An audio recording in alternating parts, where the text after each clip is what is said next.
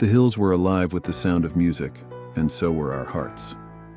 From the commanding charm of Captain von Trapp to the radiant presence of Maria, each actor etched themselves into film history with a single note, a single glance. Telling me what to do. You are 17, going on 18. But time, like the final curtain call, waits for no one. This is the sound of music actors who have passed away.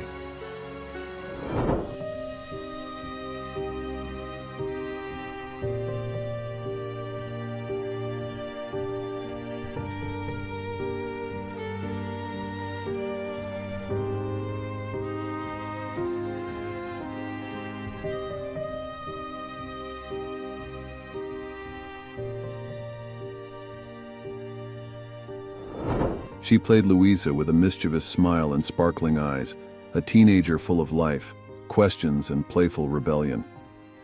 Heather Menzies Urich, just 15 when she filmed The Sound of Music, brought Louisa's wit, curiosity, and heart to life as the third Von Trapp child.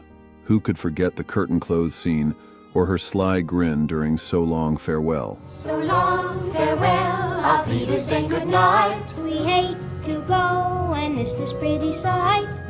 Born in Toronto in 1949, Heather went on to star in cult favorites like Piranha and the Logan's Run TV series, showing her range beyond Salzburg. I can't believe it. We've actually found sanctuary. Come. In 1975, she married actor Robert Urich, and after his passing, she founded the Robert Urich Foundation for Cancer Research, dedicating her later years to advocacy and service.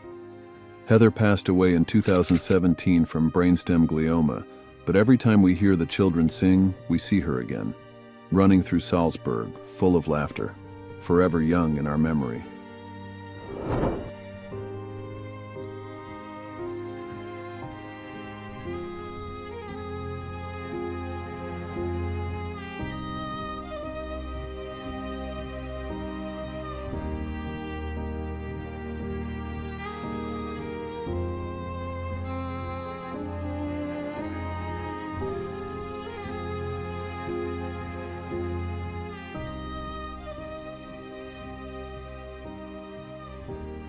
I am 16, going on 17. I know that I'm naive.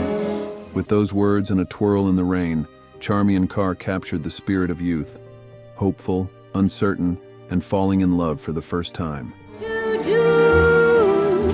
You are 17, going on 18. As Liesl von Trapp, Carr was the graceful eldest daughter, navigating first crushes and changing times with elegance and innocence. Her duet with Rolf in the moonlit gazebo remains one of the Sound of Music's most iconic scenes, a swirl of chiffon, candlelight, and trembling anticipation. After her unforgettable debut, Carr made one more screen appearance in the TV musical Evening Primrose, alongside Anthony Perkins, then stepped away from acting. Or at least I think I remember sky. Though she chose a quieter life, Carr stayed connected to fans, writing 2 memoirs about her Sound of Music experience. She passed away in 2016 from frontotemporal dementia, but for generations, she is Liesl, the big sister, the dreamer, the girl in the gazebo who made us all believe in first love and forever songs.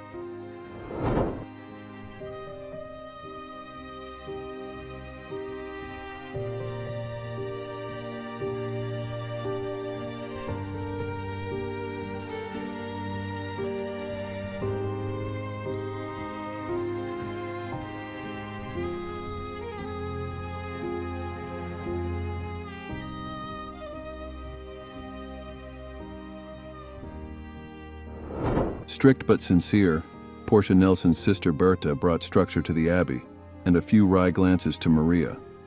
With quiet authority, she gave the Sound of Music its practical edge, especially in How Do You Solve a Problem Like Maria, where her sharp lines added memorable bite. How do you solve a problem like Maria? Nelson's subtle expressions arched brows, pursed lips, captured the tension between order and change.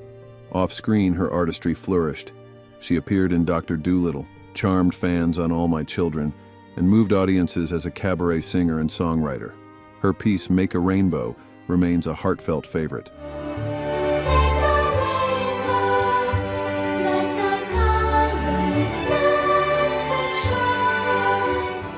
Portia Nelson passed in 2001 from cancer, but her voice, on stage and in song, still echoes with grace and conviction.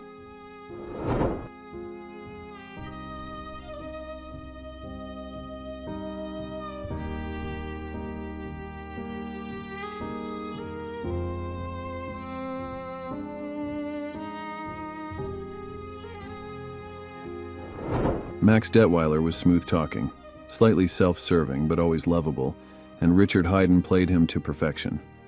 He brought wit and just the right touch of mischief to the Von Trapp saga. Max wasn't the heart of The Sound of Music. He was its wink. Of course you may, my darlings. Why else would I have told Professor Kona to send the bill to your father? Always looking for the next opportunity, often skirting the moral line. But somehow, when it mattered most, he stood with the family. Haydn's clipped British cadence and theatrical flair made every line land, adding levity to even the film's darkest moments. You know something? Perhaps. Then if you're so clever, tell me how to get our little Fräulein to use her influence with Georg. Beyond The Sound of Music, Haydn's unmistakable voice enchanted audiences as the caterpillar in Disney's Alice in Wonderland. Can you see? I do not see. Explain yourself. I'm afraid I can't explain myself, sir. And he popped up in classics like The Twilight Zone. Get out of here, Finchley. Who are you to tell me to get out of here? Though he didn't appear in Young Frankenstein, his legacy of eccentric, memorable roles endures. Haydn died in 1985 from heart attack, but his sly charm lives on in every clever line and sly glance. Max wasn't just comic relief. He was the friend who knew when to do the right thing.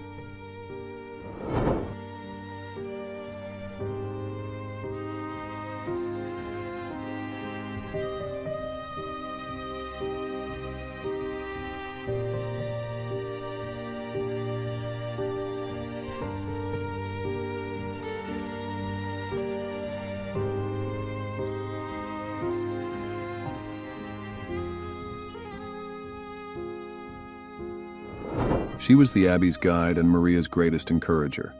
Peggy Wood's mother abbess didn't just sing "Climb Every Mountain," she made us believe it. Climb every mountain. Calm, wise, and quietly formidable, she anchored The Sound of Music with grace and purpose. Wood didn't belt, she was blessed. Her portrayal gave the film its soul. Though the role came late in life, she'd already shined on Broadway, Lilium, The Old Maid, on TV's Mama, and in films like Magnificent Doll. Please understand, I came here to give you my sympathy. Sympathy? Well, that's very touching, dear Dolly, but I don't need your sympathy, yours or anybody else's. Her performance earned her an Oscar nomination, a fitting crown for a storied career. Born in 1892, Peggy passed away in 1978, but her voice and strength still echo, reminding us to chase every mountain with courage.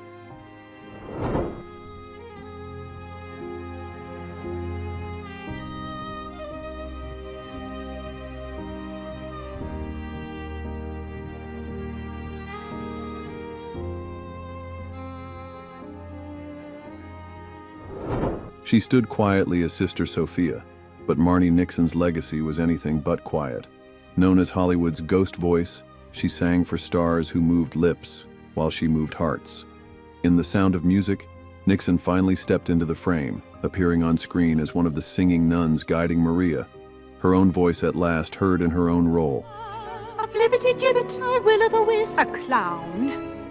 By then, her soprano had already soared through cinema's greatest moments. She was the hidden force behind Maria in West Side Story, Eliza in My Fair Lady, and Anna in The King and I, lending her unforgettable voice to stars whose faces graced the screen.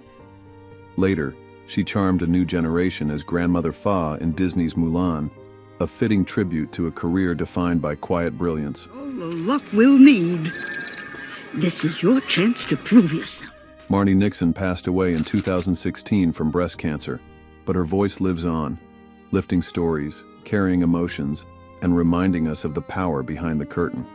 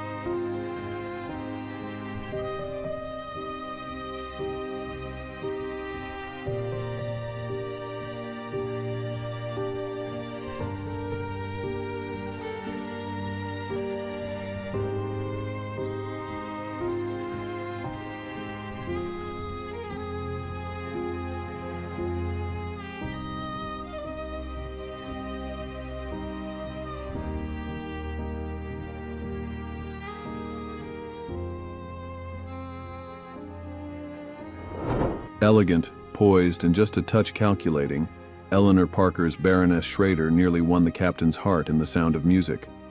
With sophistication and subtle humanity, Parker transformed Elsa from a potential villain into a woman simply caught in the wrong story, glamorous, composed, and quietly aware that love was slipping away. Her scenes shimmered with restraint and grace, culminating in one of the film's most understated, adult moments, as she steps aside with dignity. Fond as I am of you, I really don't think you're the right man for me. Before Salzburg, Parker was already a Hollywood star, celebrated for her versatility and earning 3 Oscar nominations in the 1950s for Caged. Mrs. Benton said I was going to work in the laundry. I'm the boss here. Start scrubbing. Detective Story. What about Dr. Schneider? An Interrupted Melody.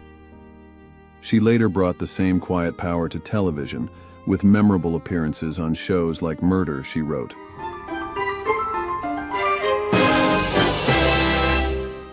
Eleanor Parker passed away in 2013 from complications of pneumonia, but her legacy endures. She made us see Elsa not as a villain, but as a woman who knew when to let love go.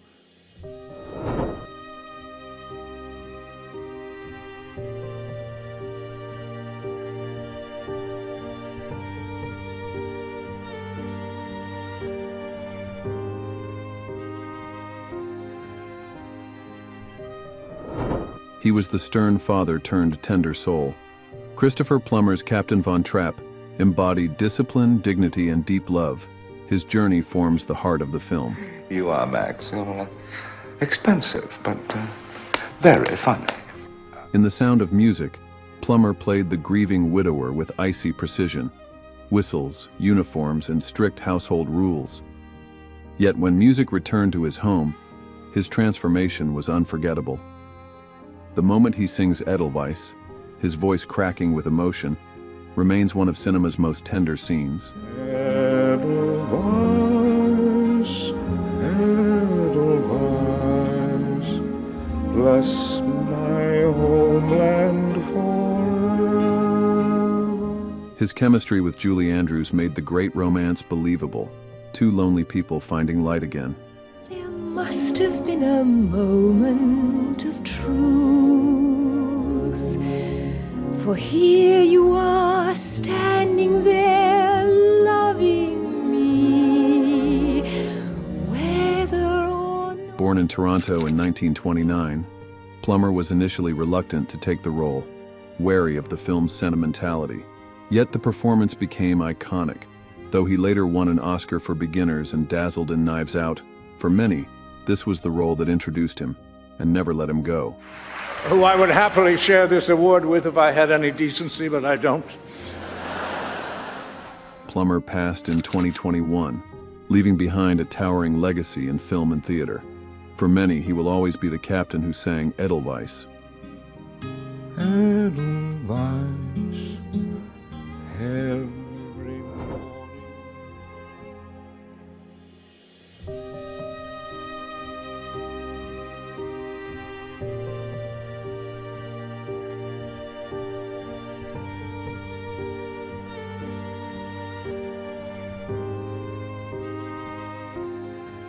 They gave us more than a film. They gave us a feeling, a memory, a melody that never really fades. Which of these actors left the biggest mark on your heart, and why? Their stories remind us that even the most timeless voices must one day fall silent. If this tribute moved you, leave a comment, hit like, and subscribe for more stories that honor the legacies behind the screen. And if you're ready to revisit another piece of Hollywood history, don't miss our next deep dive. Thank you for watching.